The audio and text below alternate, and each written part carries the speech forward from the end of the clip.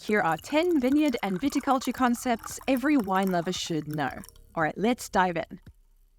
At what time of year does the grapevine growing season begin? Spring. Just like deciduous trees sprout buds and blossoms after winter, so too do grapevines start budding in the spring, marking the start of the growing season. It then culminates 6 months later in the harvesting of fruit in the autumn months, and shortly thereafter, the vine's leaves turn a kaleidoscope of burning yellows, oranges, and reds before falling to the ground. What is the name of the vine species from which most of the world's wines are made? Vitis vinifera. This is in fact a European vine species, and while there are also many North American vine species, most of the world's wines are made from Vitis vinifera. This is probably attributed to the many colonizing European nations that brought their crops and winemaking traditions with them, implanting them in places as far-flung as South America, South Africa, and Australia. From which part of the grapes do most red wines get their color?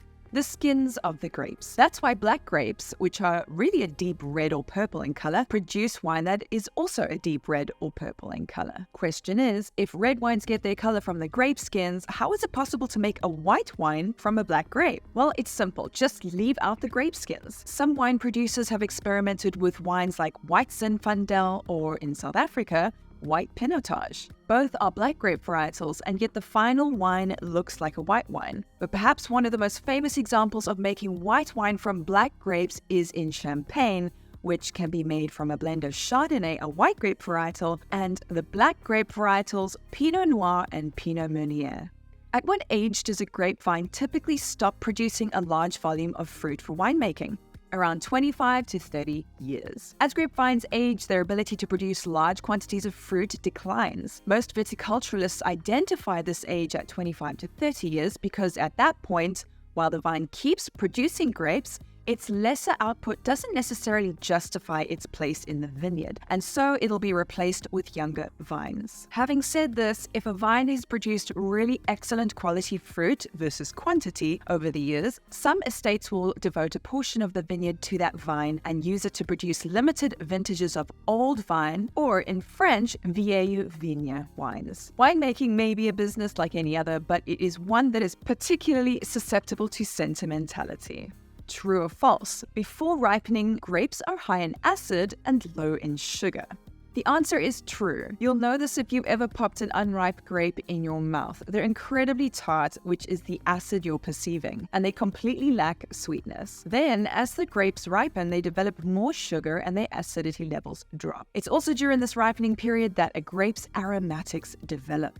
We're halfway there. Remember, you can keep studying more flashcards like these in the Brainscape app and really ripen your wine knowledge whenever you have a few minutes to kill during your day. What are 3 ways winemakers can concentrate grape sugars to make a sweet wine? Well, winemakers can leave the grapes on the vine for longer to achieve extra ripeness. They can allow the grapes to become infected with botrytis, a beneficial fungus, or they can leave grapes to freeze in cold climates. In all of these scenarios, the water from inside the grapes is being reduced, leaving behind a grape pulp that is sweet and concentrated in flavors and aromas. Whether that's done through evaporation, by the sun, through that gross-sounding fungus I mentioned, or through freezing. In viticulture, what is meant by the term canopy management? Canopy management refers to the removal of leaves and branches so as to control the size and form of the vine. A messy canopy of leaves not only takes up much of the growth energy that would otherwise be channeled into growing fruit, but it also shades the fruit from sunlight exposure, which is critical for the ripening process. So it's really important that the grapevines are kept well trimmed and managed. What 2 ways can grapes be harvested? By hand or by machine. Hand harvesting is a very labor-intensive, expensive, and slower method of harvesting grapes, but it is much gentler on the fruit, which is important when harvesting certain fragile grape varietals like Pinot Noir. Hand harvesting is also great for hilly terroirs where machines might struggle to gain access. Machine harvesting is by far the cheapest, fastest way to strip a vineyard of its fruit, although the clumsy machines tend to bulldoze their way indiscriminately through the vines, oftentimes damaging the fruit and lopping off as many leaves and branches as they do fruit. Machine harvesting is a viable option for more affordable, large volume wines, whereas for those more expensive, smaller batch wines, hand harvesting is often the preferred method. Name 5 naturally occurring saboteurs that can totally destroy a healthy vineyard. Insects, fungi, weeds, birds, and animals like deer. But by far, one of the industry's historically greatest enemies is Phylloxera, a microscopic louse that lives on and eats the roots of grapevines. In fact, in the late 1800s, Europe's vineyards were decimated in a Phylloxera epidemic that was unwittingly introduced by Victorian-era botanists who brought samples of American native vines back to Europe to study. Harbored within those samples was a nasty pest against which European vines were yet to develop a resistance. What's the difference between pesticides, fungicides, and herbicides? Well, pesticides repel insects, fungicides repel fungi, herbicides repel weeds, and none of them are great for the health and wellness of our natural ecosystems.